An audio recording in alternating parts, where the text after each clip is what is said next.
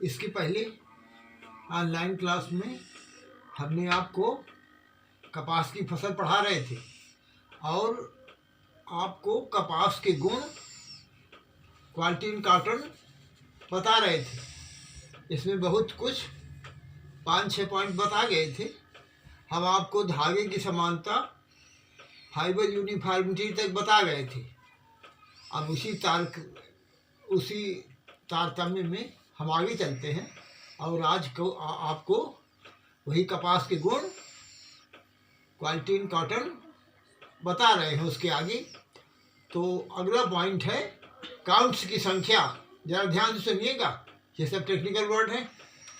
Number of count, number of counts, count की संख्या। तो इसको ध्यान सुनिए। 0.45 किलोग्राम रुई से, इसका मतलब 450 ग्राम रुई हुई। इतनी रुई से 770.5 मीटर लंबे जितने धागे बनते हैं उनको हम हैंक कहते हैं। और यदि आप पाउंड में देखें तो 1 पाउंड रुई से 840 गज लंबे जितने धागों को हैंक कहते हैं, बनते हैं, वह उस रुई की काउंट संख्या कहलाती है। अतः कपास के काउंट की संख्या जितनी अधिक होगी, कपास उतनी ही अधिक अच्छे गुणों वाली मानी जाएगी। काउंट की संख्या धागे की बारीकी व लंबाई पर निर्भर करती है। कम लंबाई वाले रेशों की कपास में काउंट की संख्या 30 से कम होती है। मध्यम लंबाई वाले रेशे की कपास में काउंट की संख्या 30 से 50 तक होती है तथा अच्छे गुणों वाली कपास की काउंट की संख्या 50 से अधिक होती है।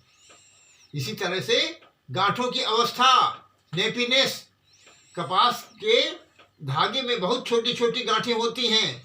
अच्छे गुणों वाली कपास में इन गांठों की आपसी दूरी बराबर होती है, जिसके कारण रेशा समान मोटाई का होता है। कभी कभी इन गांठों की दूरी एवं मोटाई असमान होती है, जिसके कारण रेशे के गुण खराब हो जाते हैं। इसी को नेपीनेस कहते हैं। इस दोष के कारण रेशे की बुनाई में कठिनाई उत्पन्न होती है। रुई का प्रतिशत, गिनिंग परसेंटेज।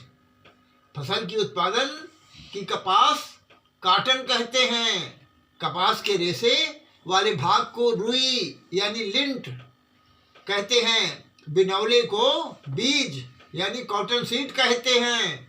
कपास में रेशा व बिनौलों की अलग अलग करने की क्रिया को उटाई यानी गिनिंग कहते हैं। जिन जातियों में रेशा बिनौलों की अपेक्षा अधिक प्राप्त होता है, वे जातियां ही अच्छी मानी जाती हैं। औसतन उटाई, गिनिंग परसेंटेज 25 से 43 तक पाया जाता है।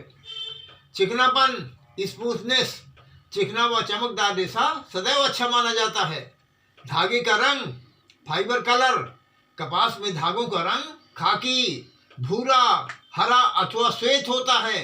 कभी कभी ये रंग कच्चे व कभी कभी पक्के पाए जाते हैं। पक्के रंग वाले धागों की कपास अच्छी मानी जाती है। कपास का श्वेत रंग अच्छा माना जाता है। कपास की आर्द्रता ग्राह्यता, हाइग्रोस्कोपिसिटी। कपास वायुमंडल में नमी का शोषण करती है। शोषित नमी का प्रभाव रेशे की तनाव क्षमता, लचीलेपन यानी इलास्टिसिटी तथा अन्य गुणों पर पड़ता है। अधिक नमी का शोषण भी रेशे के गुणों के लिए हानिकारक है। थोड़ी नमी का होना कपास की कताई बुनाई में लाभप्रद है। बाहरी अशुद्धियां, इम्प्योरिटीज। कपास की चुनाई असावधानी से करने पर कपास के साथ साथ पौधे की पत्तियां, डंठल आदि भी उत्पाद में सम्मिलित हो जाते हैं। कभी कभी कपास में धूल व बीमारियां एवं कीट पतंगों से प्रभावित रुई भी बिनौले में सम्मिलित हो जाती है। ये सभी वस्तुएं बाहरी अशुद्धियां कहलाती हैं। बाहरी अशुद्धियों की मात्रा जितनी कम होती है, कपास उतनी ही उत्तम गुणों वाली मानी जाती है। अब आप कपास के गुणों पर प्रभाव डालने वाले कारक समझिए। Factors affecting on the quality of the cotton. तो उसमें सबसे पहले आप समझिए जलवायु, क्लाइमेट। वर्षा की विभिन्न अवस्थाओं का कपास के रेशे पर प्रभाव पड़ता है। फसल पकने की अवस्था में वर्षा का होना अच्छे गुणों को नष्ट करता है। गूलर बाल्स बनते समय वर्षा होने से रेशे के गुणों में वृद्धि होती है।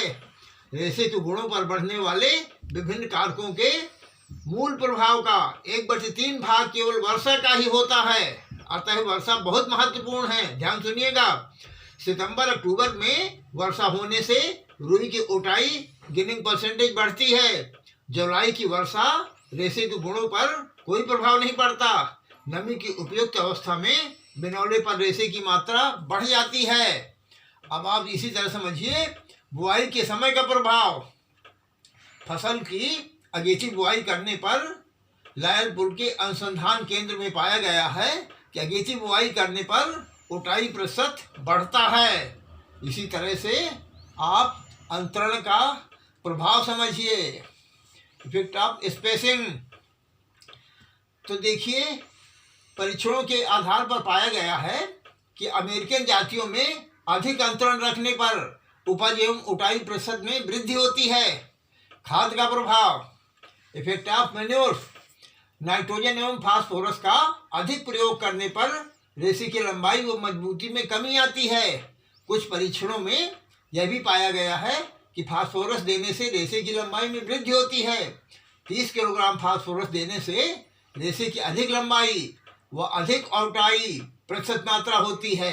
गिनिंग परसेंटेज बढ़ जाता है। अधिक नाइट्रोजन देने से उठाई प्रतिशत कम होती है, गिनिंग परसेंटेज कम होता है। मृदा का प्रभाव, इफेक्ट ऑफ सॉइल।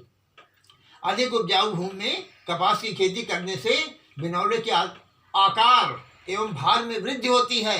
अतः उपजाऊ भूमि प्राप्त करना कपास में रेशे का प्रतिशत कम होता है।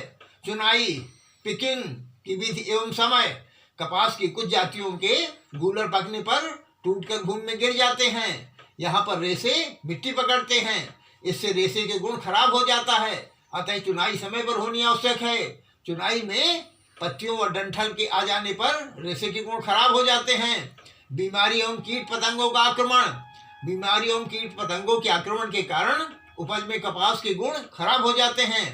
कपास की जातियां पैतृक गुणों के कारण कुछ जातियों में अच्छे गुणों वाला रेशा प्राप्त होता है। अतः ऐसी जातियों को छांट कर बोना चाहिए। अब आप प्रश्न लिख लीजिए जिसका कि उत्तर आपको लिखना है और हमारे पास भेजना है। तो प्रश्न नंबर 1 लिखिए, कपास के गुणों पर प्रभाव डालने वाले कारक लिखिए। प्रश्न नंबर 1 लिख करके और हमारे पास भेजिए। धन्यवाद।